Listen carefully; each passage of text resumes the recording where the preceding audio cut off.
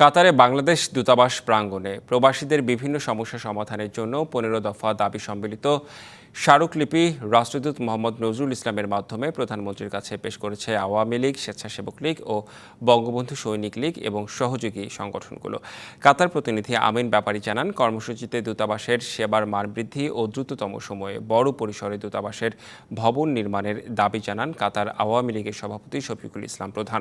স্বেচ্ছাসেবক লীগের সাধারণ সম্পাদক আবু ইউসুফ বাবুল ও বঙ্গবন্ধু সৈনিক লীগের সভাপতি শাহ আলম সহ অন্যান্যরা উপস্থিত ছিলেন। দূতাবাসে ২ লাখ প্রবাসীর সেবার মান দেওয়ার কথা থাকলেও সেটি এখন দাঁড়িয়ে ৪ লাখে, যার ফলে সেবা দিতে হিমশিম দূতাবাসের কর্মকর্তাদের।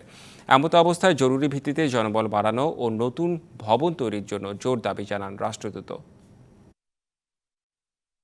দেশের সম্মান ও প্রবাসীদের স্বার্থ সংরক্ষণে দ্রুত বর্ধিত কলেবরে উন্মুক্ত স্থানে পর্যাপ্ত পার্কিংয়ের ব্যবস্থা সম্পন্ন দূতালয় ভাড়া নেওয়া দরকার।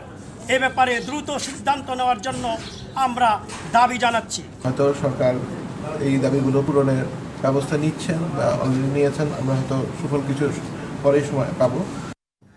নগদে ৫০০ টাকা বা তার বেশি পেমেন্টে পেতে পারেন ঢাকায় জমিসহ ২০ কোটি টাকার পুরস্কার।